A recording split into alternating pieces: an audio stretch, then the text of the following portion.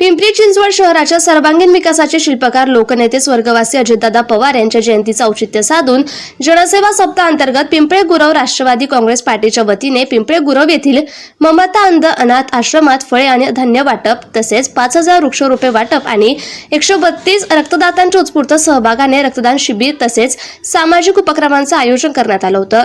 राष्ट्रवादी काँग्रेसचे कार्याध्यक्ष अरुण पवार, शहर उपाध्यक्ष तानाजी जवळकर, माजी नगरसेवक राजू लोखंडे, शंतनू डोळस, अनुसूचित जमाती विभागाचे शहराध्यक्ष विष्णू शेळके, तृप्ती जवळकर, चैताली शालिंदर, योगिता गोंटे यांच्या वतीने आयोजित या कार्यक्रमाचे उद्घाटन राष्ट्रवादी काँग्रेसचे महापालिकेतील विरोधी पक्ष नेते भाऊसाहेब भोईर, माजी विरोधी पक्षनेते विठ्ठल उर्फ नाना काटे यांच्या हस्ते झाले।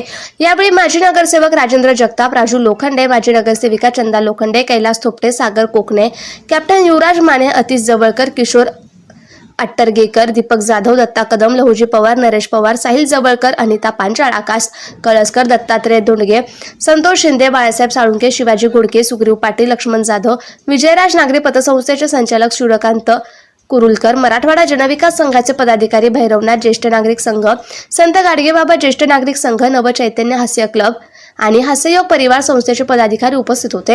सप्ताहाच्या सुरुवातीला पिंपळे गुरव येथील ममता अंध अनाथ आश्रम येथे आश्रमातील विद्यार्थ्यांना आणि गरजूंना अन्नधान्य तसेच फळांच्या किटचं वाटप करण्यात आलं।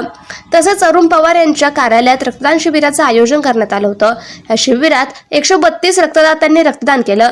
रक्तदात्यांना प्रमाणपत्र देऊन सन्मानित करण्यात आलं। तसेच निसर्गाचा समतोल राखण्यासाठी आणि पिंपरी चिंचवड हरित बनवण्याच्या दृष्टीने वाटप करण्यात आलेली रोपे घेण्यासाठी नागरिक आणि पर्यावरण प्रेमींनी मोठी गर्दी केली होती। यावेळी बोलताना भाऊसाहेब भोईर म्हणाले की अजितदादांचा जीवन प्रवास हा जनसेवेने व्यापलेला होता। अंध अनाथ आश्रमातील मुलांना मदत आणि हजारो झाडांचं वाटप करून कार्यकर्त्यांनी दाखवून दिले की राष्ट्रवादी काँग्रेस पार्टी ही केवळ राजकारण नाही तर समाजकारणावर विश्वास ठेवणारी संघटना आहे। नाना काटे म्हणाले की अजितदादा पवार यांनी नेहमीच शब्दापेक्षा कामाला प्राधान्य दिलं। पिंपरी चिंचवड शहराचा कायापालट करण्यात दादांचं योगदान अतुलनीय आहे। त्यांची जयंती साजरी करताना अंतःकरण जड होतं, त्यांची पोकळी भरून न काढण्यासारखी आहे। अरुण पवार म्हणाले की अजितदादा म्हणजे 50 वर्षे राजकारणात असूनही सर्वसामान्यांच्या शब्दांना किंमत देणारा नेता होता।